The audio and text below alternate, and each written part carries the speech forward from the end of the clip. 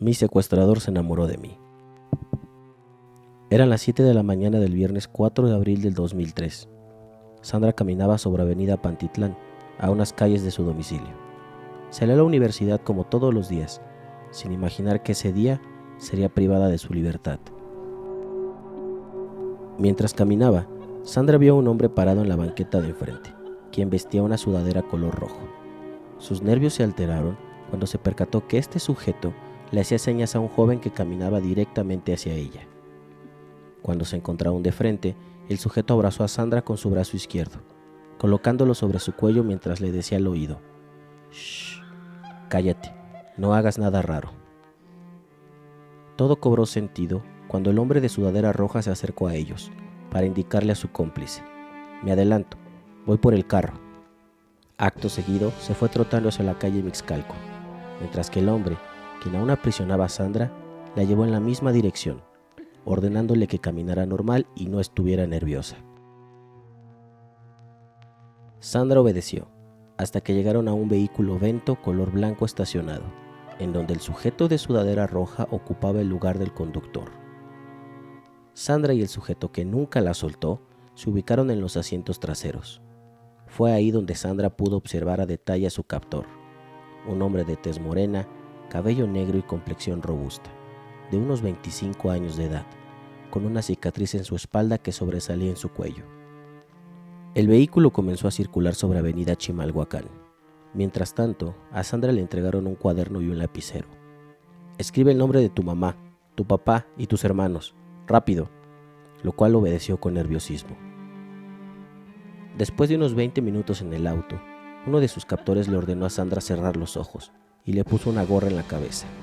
Estaban llegando a lo que sería su temporal prisión. Los captores ayudaron a Sandra a bajar del vehículo y la guiaron hacia el interior de una casa vieja.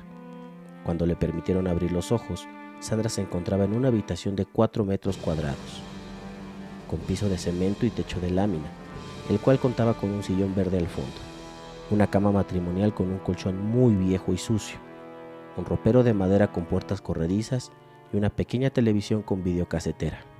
El sujeto de la cicatriz sentó a Sandra en un sillón y le dijo: «Te explico lo que vas a hacer.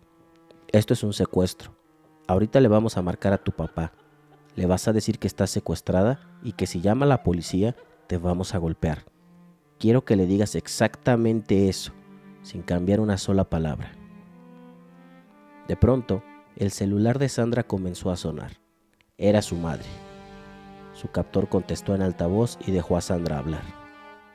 «Pásame a mi papá. Te voy a decir qué pasa, pero tranquila. Estoy secuestrada. No le avisen a la policía. Ellos tienen contactos con la policía y si ustedes denuncian me van a maltratar. Por favor, pásame rápido a mi papá». «¿Papá?», preguntó Sandra mientras lloraba. «Estoy secuestrada. A ti y a mis hermanos los quiero mucho. Sácame de aquí, por favor». El captor le quitó el teléfono a Sandra y comenzó a hablar con su padre, para posteriormente colgar e informarle todo a su cómplice, quien había salido de la habitación. «Sabemos que tu papá tiene mucho dinero. Lo hemos visto ir muy seguido al banco. No nos quieran engañar. Tiene muchos clientes y proveedores, y para que te dejemos ir, necesitamos 5 millones de pesos», dijo uno de los captores a Sandra, para después dejarla sola encerrada en el cuarto todo el día. Por la noche, el mismo sujeto que la privó de su libertad en plena calle, entró a la habitación para acostarse junto a Sandra. Comenzó a acariciarla y besarla en el cuello, para después forzarla a tener intimidad con él. El miedo a ser agredida obligó a Sandra a permanecer inmóvil y a aceptar ese horrible destino. A la mañana siguiente, el sábado 5 de abril, Sandra se quedó encerrada todo el día. Apenas podía escuchar lo que sucedía en esa casa vieja. Por momentos escuchaba las voces de sus captores, algún programa de televisión o cómo encendía el motor del automóvil, pero la mayoría del tiempo lloraba hasta quedarse dormida. Así transcurrió toda esta semana infernal, entre llamadas al padre de Sandra y relaciones íntimas forzadas con el mismo sujeto, hasta que el día domingo 13 de abril, 9 días después de su captura, Sandra fue liberada.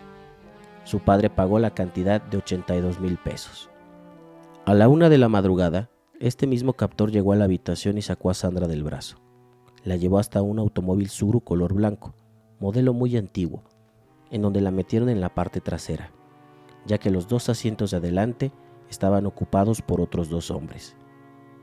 Después de 20 minutos, el vehículo se detuvo en Avenida Adolfo López Mateos, frente a una panadería. El sujeto jaló a Sandra fuera del coche y la llevó caminando hasta el sitio de taxis más cercano. Échale ganas, tú eres inteligente. Aquí afuera está difícil, pero tú eres fuerte. Nosotros te vamos a ayudar. ¿Te puedo dar un abrazo?, exclamó el captor a Sandra, quien asintió con la cabeza. El sujeto procedió a besar a su rehén en la mejilla y a poner en su mano un billete de 200 pesos, para proceder a abrirle la puerta de un taxi. Sandra indicó al taxista el destino con desesperación: la casa de sus padres, ubicada en la colonia Las Palmas. El reencuentro de la familia fue dramático y triste, pero la pesadilla no había terminado. Tan solo 2 días después de su liberación, el martes 15 de abril, Sandra recibió una llamada a su casa.